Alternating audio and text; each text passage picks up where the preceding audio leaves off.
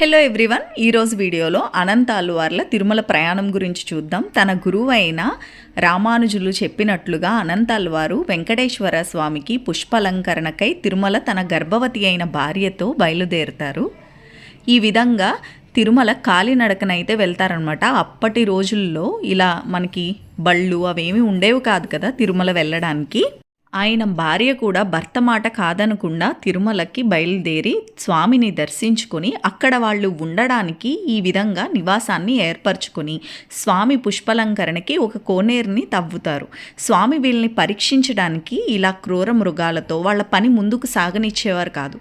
ఇక ఆయన మన వల్ల అవ్వదు, నాతో పాటు నిన్ను కూడా బాధ పెడుతున్నాను, మనం వెళ్ళిపోదామని చెప్పి తన భార్యతో చెప్తారు. ఇక ఆవిడ చాలా సంతోషపడి ఆ రాత్రి ప్రశాంతంగా పడుకుంటారు. కానీ అనంత అల్వార్లకి ఒకటే దీర్ఘంగా ఆలోచన, ఇలా గురువు ఆజ్ఞ మీద వచ్చాను, మళ్ళీ వెనక్కి వెళ్ళడం ఏంటని చెప్పి మరునాడే తన భార్యకి నచ్చజెప్తారు.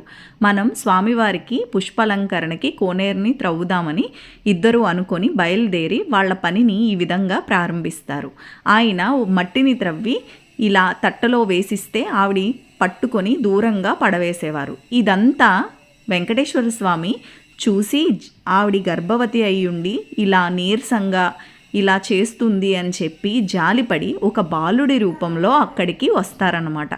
వచ్చి అనంతాల్వారి దగ్గరికి వెళ్ళి ఇలా మీకు నేను సహాయం చేస్తానని అడుగుతారు. దానికి అనంతాల్వారికి చాలా కోపం వస్తుంది. నా గురువు ఆజ్ఞ మీద నేను వచ్చాను, నా పనిని నేను చేసుకుంటాను, ఇక్కడి నుంచి నువ్వు వెళ్ళిపో అని చెప్పి సీరియస్ అవుతారు. ఈ బాలుడు ఈయన చాలా కోపిస్ట్గా ఉన్నాడు, ఆయన భార్యని అడుగుదామని వెళ్ళి తన భార్యని అడుగుతారు. అప్పుడు ఆవిడ చిన్న బాలుడు ముద్దుగా అడుగుతున్నాడని సరే అంటుంది. ఈ విధంగా దూరంగా ఆవిడ తీసుకొచ్చిన మట్టిని ఆయనకు కనబడకుండా స్వామివారు పడేసి వచ్చేవారు. పని చకాచకా అయిపోవడంతో అనంతాల్వారికి డౌట్ వస్తుంది. డౌట్ వచ్చి తన భార్యని కొంచెం గద్దించి అడుగుతారు, ఏంటి ఇంత స్పీడ్గా అవుతుంది, ఏం జరిగింది అని చెప్పి. ఆవిడ భర్త మాటకి భయపడి జరిగినదంతా చెప్తుంది.